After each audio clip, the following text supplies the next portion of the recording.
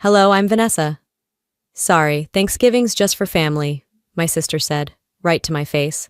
I stood there, pie in hand, heart in my throat, realizing I wasn't family enough to be included. But that wasn't the worst part. They didn't just forget me, they planned around me, left my name off invitations, used my money for a dinner I wasn't welcome to, told people I didn't like family events. That night, I walked out. Quiet, pie untouched. But what came next?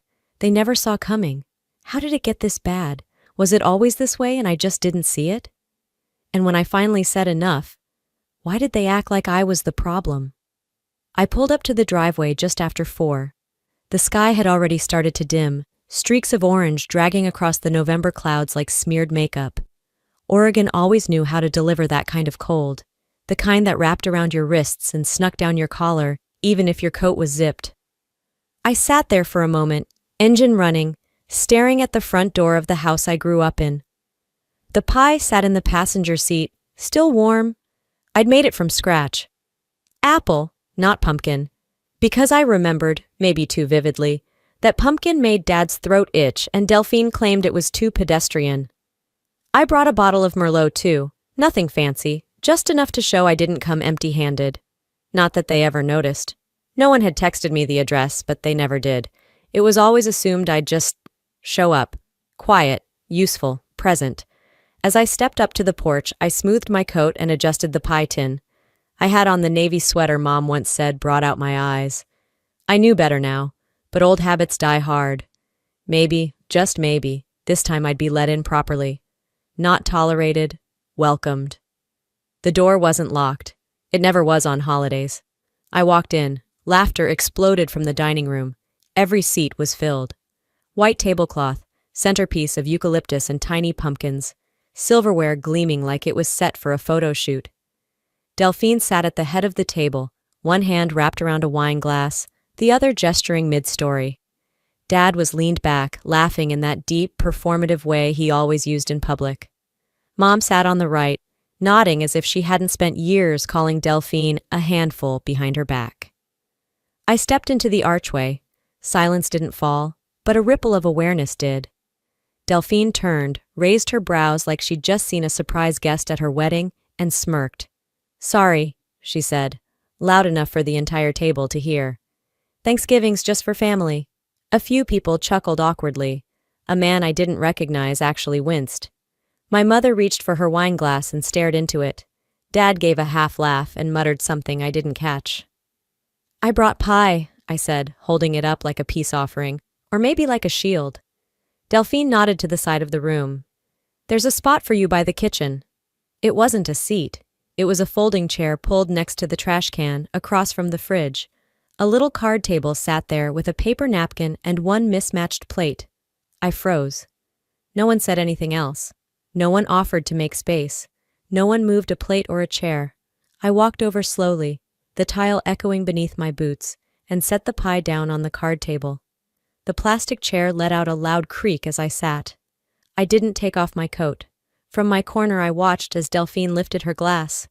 "To chosen family," she said, eyes skipping past me like I was a painting no one liked, "and to everyone who really shows up." The glasses clinked. My throat tightened. My hands were cold now, even inside my coat. I stared at the pie. No one reached for it. No one reached for me. Then came the final blow. Delphine leaned back and laughed. "Oh, and Vanessa, you can take the leftovers home. We figured you might be hungry after working all week." I hadn't mentioned work. I hadn't said a word since walking in. They didn't care. They never had. Mom dabbed at her eye, pretending to laugh like it was all in good fun. Dad raised his glass toward me. "Good to see you, kiddo." It wasn't good. None of this was good. I could feel the room tightening around me like a noose made of napkin rings and white lies. I stood up. No one stopped me. No one asked where I was going. As I passed behind Delphine's chair, she leaned slightly to the side to avoid me, as if I might stain her with proximity. I didn't stop to speak. I didn't throw the pie. I didn't cry. But I did something I'd never done before. I walked out with my head high, still holding the pie, still in my coat, still invisible, but no longer silent. They thought I'd fade like I always had. Not this time. I didn't slam the door. I didn't even shut it hard enough for them to look up from their wine glasses. The cold air hit my face the moment I stepped off the porch. Not the kind that bites, just the kind that makes everything feel a little more hollow. I walked straight to my car, pie still in hand, and set it down on the passenger seat like it was something sacred. Maybe it was. Maybe it was proof I still knew how to care, even when no one cared back. The engine turned over with a low groan. I didn't start driving right away. I just sat there, watching the reflection of the house's warm yellow light in my rearview mirror. They didn't even check if I left. I pulled away slowly, one turn after another down those same streets I'd biked as a kid. But this time, no destination, no timeline, just motion. The pie slid slightly across the seat when I made a right onto Jenkins Road. I reached over and steadied it like it might fall apart, like I might. But I didn't. Not tonight. Somewhere past the third intersection, Delphine's voice looped back in my head. That whisper. The one I wasn't supposed to hear. You're just a walking wallet. It was said with a laugh, not even venom, just dismissal. Like I was an ATM that happened to breathe. It hurt more than the chair near the trash, more than being ignored. It was the acknowledgement that they saw me not as part of them, but as a resource, a bank with a pulse. I didn't cry. That part of me was dry now, overdrawn, like everything else they'd taken. I kept driving. No music. Just the hum of tires over wet pavement. It wasn't until I passed the Chevron by 148th that the flashback hit, clear as day. 2 weeks ago, at work, I was checking emails on my lunch break. Our office manager, Jenna, was organizing Thanksgiving plans. She had this big whiteboard with everyone's out-of-office dates and travel plans. I remembered glancing at it, spotting Delphine's name written under Portland November 23rd to 27. Underneath that, Mom and Dad. Even their +1s were listed. My name wasn't there. At the time, I shrugged it off. Told myself it was probably just a slip. That maybe Jenna didn't ask me. That maybe Mom forgot to mention it. Now I know better. You can forgive being forgotten once, maybe even twice. But when your name keeps disappearing, from emails, group texts, Christmas cards, it stops feeling like an accident. It starts to feel like erasure, like you were never really part of the frame to begin with. I pulled into a vacant lot near an old diner. Parked. Let the silence sit. The kind of silence that wraps around your ribs and squeezes. I opened my phone. No new messages. Not a single, "Are you okay?" Not even a question mark. I opened my banking app. It was second nature at this point. There it was. The charge? Sunset Ridge Catering. Deposit? $742.50. My card? My deposit? My name on the receipt? Just not on the guest list. They'd planned it all on the family thread, the one I was no longer in. They used me to pay for the wine, the table settings, the flowers, even the jazz duo playing in the corner. All of it billed to me. Delphine had sent me a Venmo request last month, joking, "Can you lock in that caterer Mom loves? We'll pay you back." There was no we. There never had been. And the worst part, I did it. I always did. Because I thought if I kept showing up, if I kept helping, they'd remember I was theirs. They didn't. They just remembered my PIN. I took a deep breath and stared through the windshield at the streetlight blinking red. 3 cars passed. None of them noticed me. Just like home.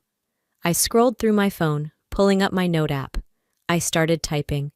Delphine's $500 car down payment, Dad's root canal emergency, Mom's retirement catering trial, Delphine's online course fees, just until her grant came through. The Airbnb reservation I covered when their friend's wedding fell through, no reimbursement. Not even a thank you. Not once. I closed the notes, put the phone down, leaned back and stared at the ceiling of my car. It wasn't about being needed. It was about being used. I reached for the glove compartment, pulled out the catering invoice I'd printed the week before, just in case. I don't know why I'd kept it in there. Maybe some part of me already knew this would happen. I folded it slowly, neatly, like a contract waiting to be voided. They thought I had no power, but I held the wire, and I could cut it. I didn't decide anything right then. I just sat with the knowing that I wasn't helpless, that I was done being their convenience. Eventually, I drove home. The apartment was quiet. No one waiting, no messages. The pie stayed where it was, still uncut, still warm from the car. I sat in the silence, looking at the screen of my phone, watching it remain blank. Then I whispered to the dark, "They'll notice when it's gone."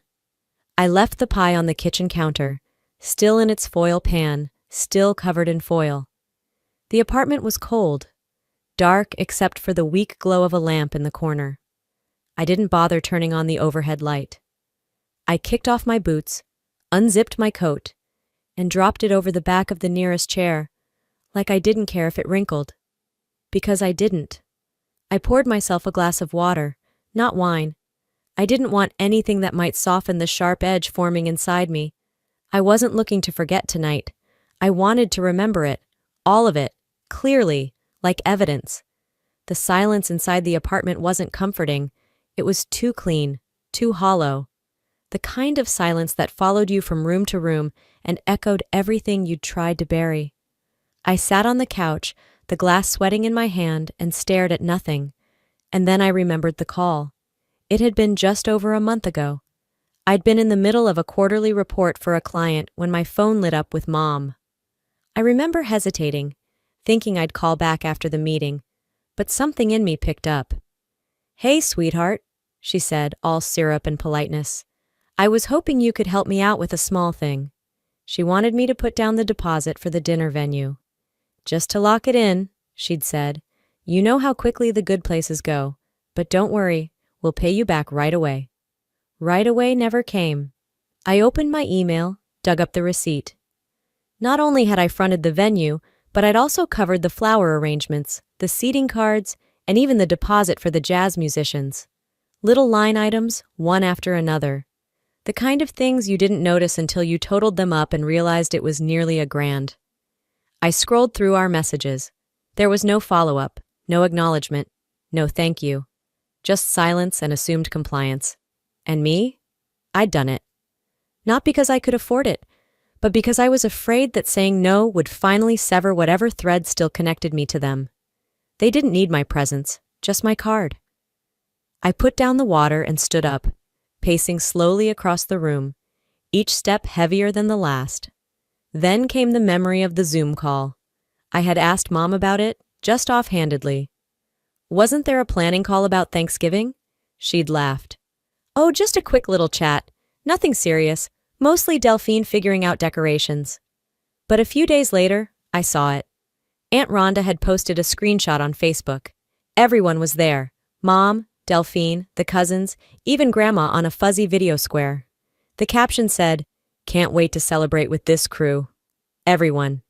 Except me. I hadn't missed the call. I'd been left off the invite. Deliberately. I took a breath and sat back down. My hands were trembling, not from sadness, but from the slow boil of something sharper. Clarity. It was like seeing a picture I'd looked at for years suddenly come into focus. They didn't forget me. They erased me. Piece by piece, event by event. Until all that was left of me was a PayPal trail and a name they didn't mention unless it was to explain my absence. And then, just to salt the wound, I remembered something else. 3 weeks ago at a book club, I ran into one of Mom's neighbors, a sweet woman named Teresa who made fantastic lemon bars and always gave me an extra one. She'd smiled and said, "Your mom told us you're not really into big family things." I'd frozen, smiled politely, laughed it off. But I remembered how I'd canceled a weekend in Bend with friends to attend a family brunch that Delphine ended up rescheduling. I remembered skipping a business retreat to fly in for Dad's surprise party. I'd arranged my life around them, moved pieces, juggled calendars, and made room. And the story they told? She doesn't like family stuff. I laughed out loud.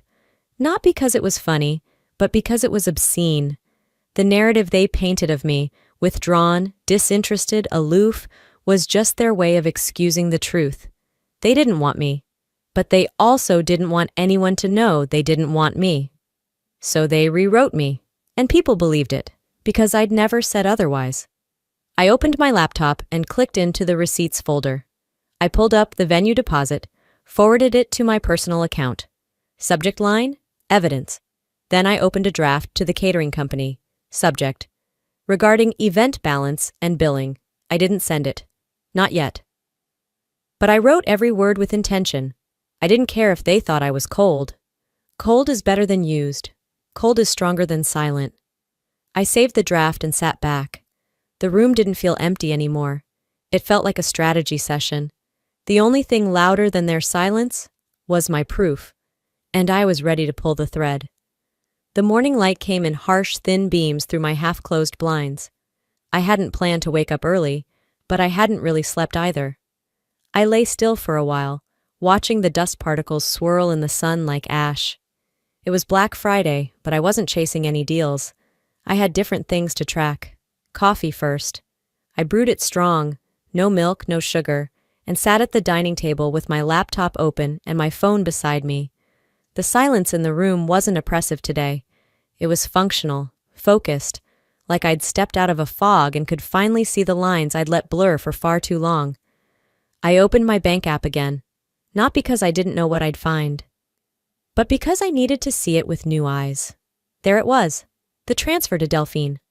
6 months ago, $2,000. Memo: for dance class startup costs. I stared at it for a long time. I remembered the call. She had cried, said the studio wouldn't give her a slot without an upfront deposit, said it was her dream, said she was trying to finally do something serious. I hadn't even hesitated. I transferred the money the same day. 3 weeks later, she posted a photo on Instagram, new iPhone in hand, posing in the mirror of some trendy cafe in the Pearl District. The caption read, "Invest in yourself." Not a single photo of a studio, not a single mention of a class, just aesthetic nonsense and hashtagged self-love. I never got the money back, never got a text, never even got a thank you. I closed the app. Then, without really thinking, I picked up my phone and texted my dad. "Me, we need to talk."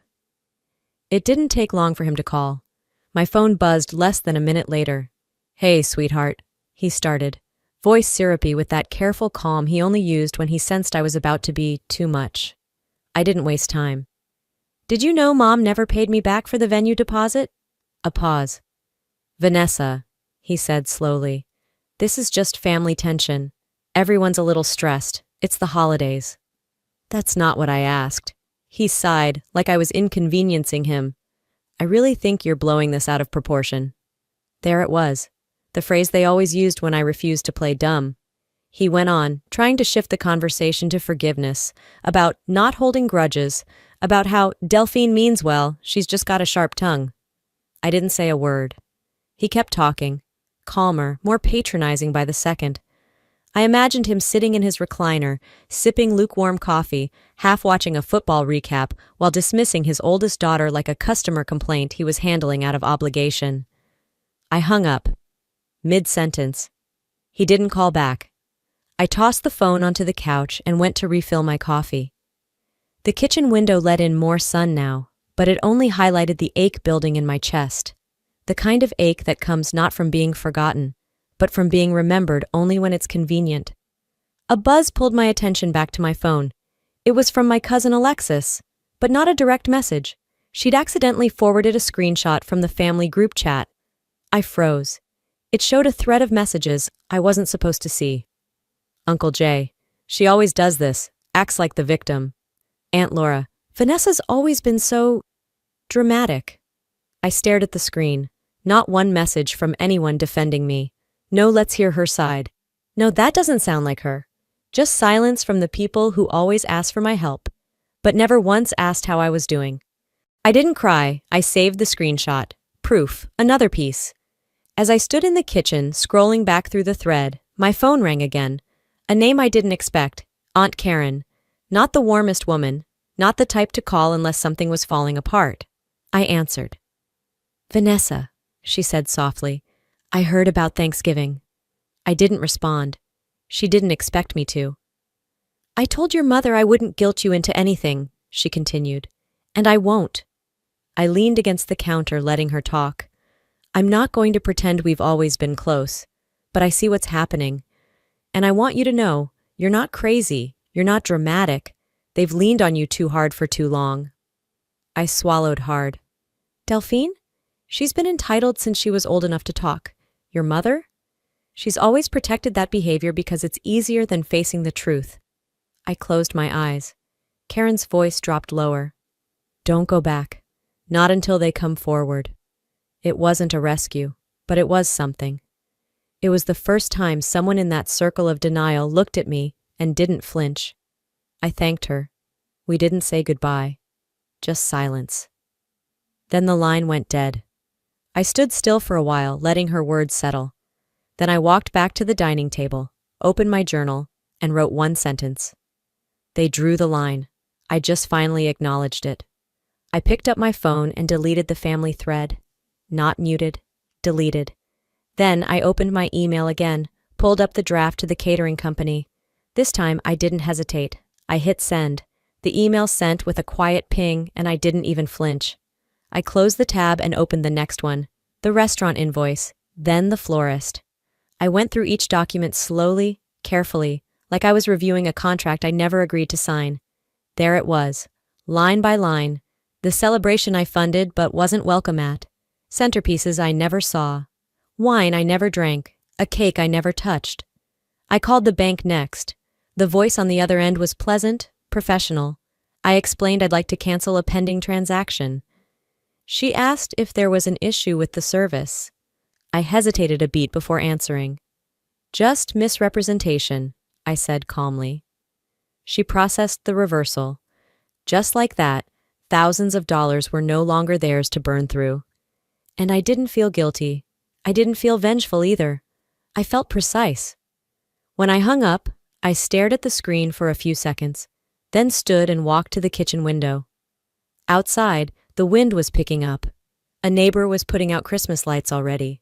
People moved on so quickly, celebrated so loudly, pretended so easily. But not me, not this time. By 6 p.m., the phone started vibrating nonstop. First my mother, 6 missed calls in a row. Then Delphine. Delphine, what the hell did you just do? Delphine, are you serious? This is your family. Delphine, you always make everything harder. I didn't reply. I took a screenshot and blocked her. The family group thread began lighting up too, texts flying in from cousins who hadn't spoken to me in months. Cousin Lila, what's going on? Uncle Jay, this is childish. Aunt Laura, you should have handled this privately. Funny how none of them had anything to say last night when I was shoved to the sidelines like unwanted luggage. I muted the thread, then left it. No announcement, no long goodbye, just gone. I don't know what they expected me to do, come crawling back and apologize for not funding my own humiliation. A little after 7, the phone rang again. This time, a name I hadn't seen in a while. Aunt Wendy. I almost didn't answer, but something told me I should. Vanessa, she said, her voice firm but kind. I just want you to know, I see it. I sat on the couch, pulling a throw blanket across my lap. I told your mom this would happen, she continued. They kept pushing you. And I warned them, if you keep treating someone like an ATM, eventually the machine stops working. I let out the first real breath of the day. I'm not here to guilt you, Wendy added. I'm here to say, if you need a place to crash or just someone to listen, I'm here. You're not crazy, you're not cruel, you're just done being used. I didn't cry, but for the first time in days I smiled. Thank you, I whispered. You don't owe them your peace just because they call it family, she said. We didn't talk long. We didn't need to. After we hung up, I opened a note on my phone and typed a single message. Then without a second thought, I copied it into the family thread before leaving for good. I will not participate in systems that abuse, dismiss, or manipulate. This is final. The silence afterward was instant and perfect. No rebuttals, no fake apologies, no gaslighting. I grabbed my coat, wrapped a scarf around my neck, and went for a walk. Not to cool off, to take up space again. The streets were quiet, crisp with leftover holiday energy. Couples held hands. Kids giggled over hot cocoa. I kept walking, each step a small reclamation. When I got home, there was a letter in the mailbox. An actual envelope, handwritten. I knew the handwriting. Dad. I stood in the hallway for a long time, the envelope in one hand, keys in the other. Then I walked inside and sat at the table. I opened it slowly, neatly. The first line read, Your mother thinks you've embarrassed us. I stopped reading. I folded it shut, placed it on the counter, and left it there. Unopened, unanswered. They didn't see this as justice. They saw it as rebellion. And now, they were preparing to strike back. The envelope still sat on my counter like it might explode if touched. I didn't touch it again. I let it sit there, like evidence in a trial I never agreed to attend. By 10:02 p.m., a new notification popped up. An email with the subject line, "Damages for the dinner incident." I paused mid-sip of wine, thought it was a prank. But no, it was from Evan, my cousin, who barely made it through paralegal school but suddenly fancied himself a legal expert. The email opened with the phrase, "On behalf of the family." That alone told me everything I needed to know. Apparently, they intended to pursue legal recourse for the emotional distress I caused during Thanksgiving and for financial interference. Attached was an itemized list of damages. $350 for a cake no one mentioned to me, $900 for floral arrangements, $1,200 in social disruption, and my personal favorite, $400 for emotional suffering tied to Delphine's social media backlash. It would have been funny if it weren't real, but it was real. They were serious. They were really going to try and sue me for stepping away. I dropped my phone on the couch, stood up, and paced. My living room was dim, quiet, and safe, but my pulse was a wildfire. At 10:17 p.m., a message from Delphine came through. "Delphine, you've always been toxic, now everyone sees it." 10 seconds later, a voicemail. My mother, sobbing. "You ruined your sister's reputation, Vanessa. She was humiliated." Not one word about how I felt. Not one acknowledgement of the humiliation I'd swallowed year after year. They weren't hurt because of injustice. They were enraged because they lost control. They were punishing me for refusing to be used. I didn't cry. I didn't even feel that mix of guilt and rage that used to crash inside me like a tide. What I felt now was clean, like a knife sharpened on truth. At 10:45, I opened the group thread again. It was a war zone. Uncle Jay called me emotionally unstable. Cousin Lila chimed in. She's always been the dramatic one. Screenshots. I saved them all. I didn't bother replying to anyone directly. Instead, I typed a message with no frills, no apology, no drama. You wanted a villain. I just stopped pretending to be the caretaker. Then I left the chat. Not muted, deleted, final. And I blocked them. Every last number, every connection, except Wendy. Because Wendy saw the truth. And because Wendy never tried to break me to feel whole. After that, I opened my banking app. There were still loose strings they could pull on if I didn't act fast. I found the auto payment tab. Dad's old phone plan? Still tied to my credit card. Cancelled. A shared emergency fund I'd set up years ago for Delphine when she was starting over? Still active. Still draining monthly service fees. I closed the account. Transferred the balance, only $128 left, into my own savings. Not because I needed it, but because it was mine. This wasn't revenge. This was reclamation. They called it family. I called it debt collection. By 11:30, my phone buzzed again. One missed call from a blocked number. Then, an email notification. Delphine again, but this time from her work address. I opened it with the same care I'd give any threat. "You think you're done? You just made it worse. Hope you're ready." My lips twitched into something that resembled a smile. Because if this was war, they'd just started it, and I was already armed. Morning sunlight stretched lazily across the hardwood floor of Aunt Wendy's guest room, the warmth reaching my toes before my thoughts could. I hadn't woken up to screaming, passive-aggressive texts, or demands to explain myself. It was the first morning in... I couldn't even remember how long, that I didn't feel the need to brace myself. Wendy had made coffee, strong dark roast, and left it waiting on the kitchen counter with a note. "If you're picking up your stuff today, take my car. Yours deserves a break." Her kindness wasn't loud. It didn't come wrapped in guilt or obligation. It just existed, like air. I sipped the coffee in silence, trying to match that energy. By 9:30 a.m., I was back in my own neighborhood, parking down the street from my parents' house. No one greeted me. No one was outside. A cardboard box sat just beyond the front steps with a neon sticky note taped to it. Vanessa's things. Classy. I approached cautiously, glancing around like I might trigger a tripwire. Inside the box were pieces of a life they'd carefully curated, and now, discarded. The first thing I saw was the scarf I gave my mother last Christmas. Still folded perfectly, the price tag dangling off the end like it had never been touched. I lifted it slowly, checking for any sign of use. Nothing. Beneath that was a photo frame, one we'd taken during a family camping trip years ago. Only the photo inside was torn, right down the center. My half was missing. I wasn't erased, I was redacted. There was also a card I'd handwritten years ago, my words literally scratched out in black pen. I stared at the pile like it might rearrange itself into something kinder. It didn't. I closed the box and walked it back to Wendy's car. Instead of putting it in the trunk, I placed it gently inside the nearest trash bin. Back at Wendy's, I didn't cry. I didn't scream. I brewed another cup of coffee. My rage didn't roar anymore, it sharpened. And sometimes, silence is the blade that cuts the deepest. At noon, Wendy tapped on my door, her face drawn but steady. "Thought you might want to see this?" she said, holding her phone toward me. It was a screenshot from the family group chat. Delphine had posted a message. Her leaving made the house lighter. We can finally enjoy real family. No more fake smiles. There were laughing emojis, a few likes. Wendy didn't say anything. She didn't have to. I downloaded the image, printed it from my laptop, and marked it in red Sharpie, noted, archived. I wasn't saving it out of spite. I was saving it so I wouldn't ever lie to myself again about how this family worked. We were never a we. Just a convenient illusion.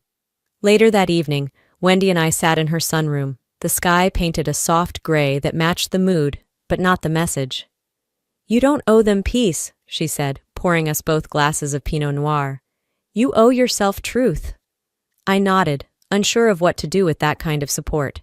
It was foreign terrain. "Some of your cousins are starting to ask questions," Wendy added. "You've got more eyes on you than you think."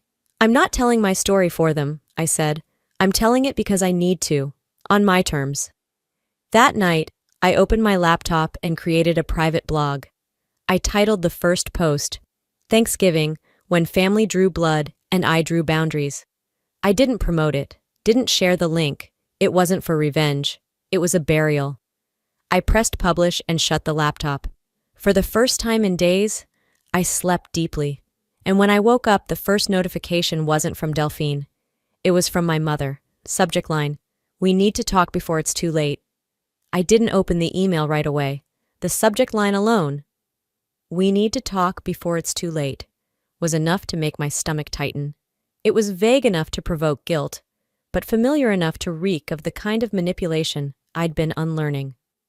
My thumb hovered over it for a moment before I let the phone fall back onto the table, like it had shocked me. I stared at the ceiling for a minute, then got up. I took a shower, let the water run hot until the mirror fogged and my fingers wrinkled. I made a cup of chamomile tea, though it cooled untouched. I sat on the edge of the guest bed, legs crossed, gazing blankly out the window at the gray sky. I stayed there for nearly 20 minutes, doing nothing, thinking everything. And then the doorbell rang. Wendy, always too quick with kindness, opened the door before I could react. I came to stand behind her, arms crossed tightly over my chest, my hair still damp and clinging to my neck. And there she was, my mother, standing on the porch with a glass casserole dish wrapped in foil, like some kind of culinary olive branch. Her purse hung off one shoulder, and in her free hand she held a plain white envelope, creased at the fold. "I'm not here to fight," she said quickly, the way someone might declare they're unarmed at a checkpoint. "I just thought, maybe we could talk?" I didn't answer right away. I nodded once, curtly. "Not inside." We walked the 2 blocks to the nearby park in silence, the kind of silence that feels like both people are thinking the same thing, but refusing to say it first. We found a wooden bench near a patch of brittle grass that hadn't survived winter. She sat with the casserole dish on her lap, awkward and out of place, like a third party we didn't invite.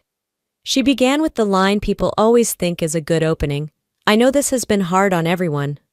I said nothing. She pressed on like someone walking deeper into a fog.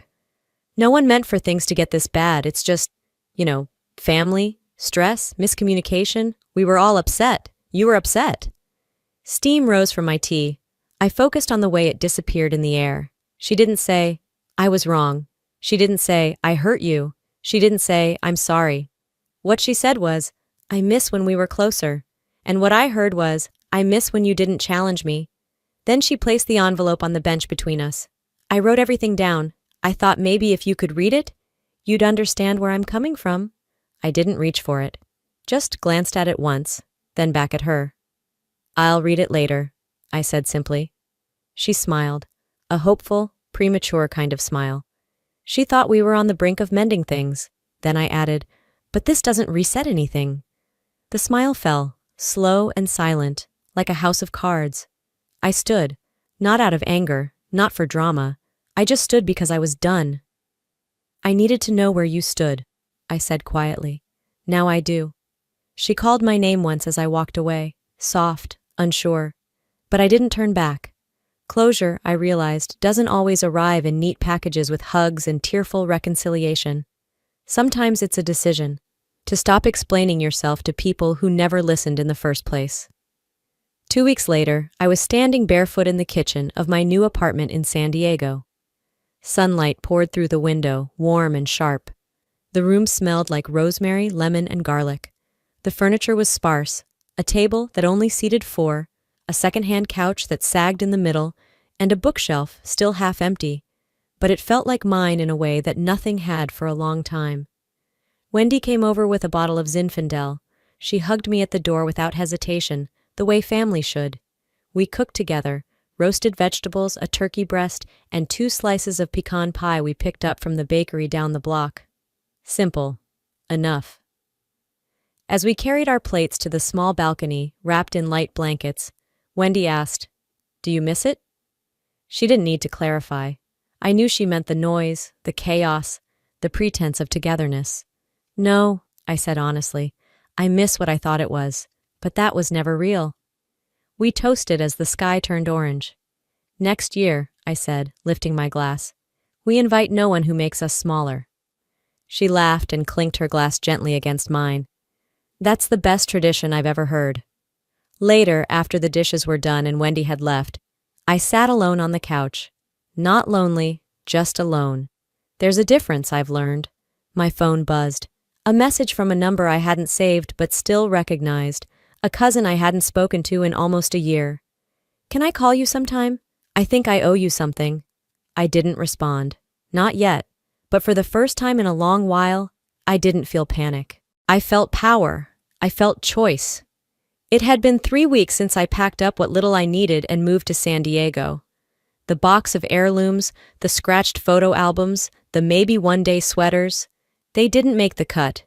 I brought only what was useful, what was comforting, or what reminded me who I really was. That list was shorter than you'd think. This morning, the sun filtered through the sheer curtains of my living room, warming the wood floors and catching the edge of my tiny kitchen table, the one I bought secondhand and refinished myself.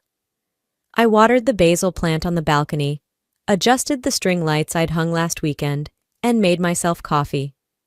The apartment was still quiet, still mine. I hadn't heard from anyone in the family since the email from Dad's silent signature, and Delphine's charming brand of condescension. The message from my cousin, still unread. I wasn't ignoring it. I was choosing not to hurry. I checked the blog once, just once. There were hundreds of views, a few quiet comments. One simply said, "Thank you for putting words to what I couldn't say." That was enough. Wendy had stopped by for tea a few days earlier and shared, with a tinge of hesitation, that Delphine had lost a client, someone who'd seen the blog and quietly stepped away. An old family friend had also unfollowed her on Instagram, apparently after commenting "proud of you" under my post. I didn't smile, I didn't gloat, but I did say out loud, that's what happens when people finally see clearly. There was no celebration, just acknowledgement. The only real moment that felt sharp came when the holiday card arrived. A basic white envelope, no handwriting on the outside, just my address in neat printed font, no return address. Inside, a Christmas card with a snowman, a $50 Visa gift card taped to the inside, and a note in my father's blocky script. Hope you're well. Dad. No apology, no attempt to discuss, just a gesture without foundation. I didn't tear it up. I didn't frame it. I slipped it into the bottom drawer of my desk, under some old receipts and a broken charger. A drawer I rarely open. That Sunday, I hosted my first holiday meal in the new place, a second Thanksgiving of sorts. Wendy arrived first, arms full of sweet potatoes and a bottle of wine with a post-it that said, "Not for regrets." Two of her friends joined us, kind, grounded women who didn't need small talk to fill a room. We sat outside on the beach grass near La Jolla, picnic style. The table was a fold-out, covered in a mismatched cloth. The food wasn't extravagant, but it was intentional. There were no expected dishes, no rules about who sat where. We passed everything clockwise. Nobody raised their voice. Nobody guilted anyone into going back for seconds. After the plates had been cleared and the sun dipped low, I stood and raised my glass. To people, I said, who don't expect us to shrink. No one asked for clarification. They just nodded, because they understood. That night, I took a walk along the shoreline, sandals in hand, toes sinking into the cool sand. The moon was a soft, muted glow above the waves. I could hear children playing somewhere far off. Not screaming, just laughing. Real joy has a different sound. I looked out at the dark horizon and let myself breathe fully for the first time since Thanksgiving. I didn't leave my family, I whispered into the salt air. I left the version of me they needed to mistreat. It was never about hate. It was about hunger, for respect, for peace, for space to exist without conditions. And I'd found it. I wasn't healed entirely, but I was mine again. At the edge of the water, I paused, not because I was unsure, but because it felt good to be still. Then I turned and walked back toward the path, away from the tide.